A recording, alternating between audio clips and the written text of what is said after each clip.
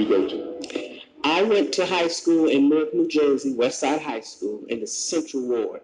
And what is your full name? My full name is Lucille O'Neill. You don't have no middle name? No middle name. Oh, okay. And where's your family originally from? My family is originally from Dublin, Georgia. Okay. Country. Okay. Did you have any idea the effect that your son would have, not only in basketball, but in life? I had no idea that my son would become a household name, because when we become mothers and our children are born, we only want for our children to be upstanding citizens of these United States. But I am proud to say that Shaquille is making a difference in the lives of so many people, and it really is a true blessing. Do you see clearly his upbringing in the manner in which he acts? I believe, not believe, but know for sure that his upbringing has a whole lot to do with his attitude today. A honest person. Yes, he is. I was at your granddaughter's birthday party last year in Carson, and she had a great time, and her friends had a great time, and Shaquille gave $1,000 to the winner of the dance contest. I know that young person that received that $1,000 very excited. And my grandchildren, they have unusual birthday parties, and they give gifts instead of wanting to receive gifts. And I think that's very special. Yeah, and all the grandchildren were there, and they were enjoying themselves, and I really like that whole family atmosphere. Well, did you know that you only saw some of my grandchildren? I actually have 15. I only saw 7. Yes, so that's one half of them. They're on the East Coast and the West Coast. So you saw the West Coast grandchildren. Do you know the effect that you've had on the mothers of the NBA?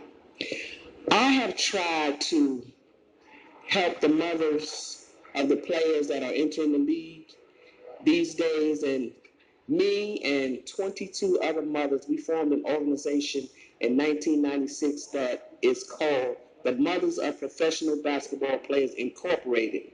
And what our mission is to simply support the communities where our sons and our daughters live, work, and play. And in it all, we mentor one another. The things that I have learned in the world of basketball, I share all those things with the mothers of the new players coming in. It's very powerful because the mothers last year, it's the year before last when they had the All-Star game in New York. The mothers appeared at a school in Harlem. And when I went to bring the fathers there, they said, there's no use. The mothers already took care of everything. I wanted to know exactly what they did because these people are very emotional about it. What do you do when you go to a school with kids? I have to say that I was not in New York at the All-Star game. However, the representatives that were there, I'm pretty sure they only spoke to the mothers and gave them information about their journey in the world of basketball.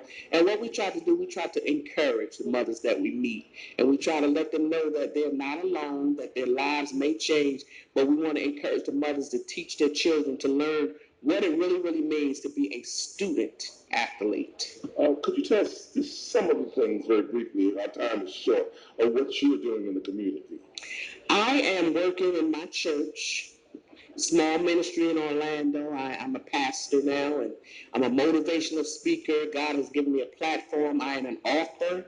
I'm sitting on the board of trustees of Bethune-Cookman University. I'm doing a lot of things. I'm not hurting for anything to do, but I'm so proud of what I'm doing because I strive to make a difference in the lives of the young people and the senior citizens that I meet on a daily basis. I just think that's really, truly great.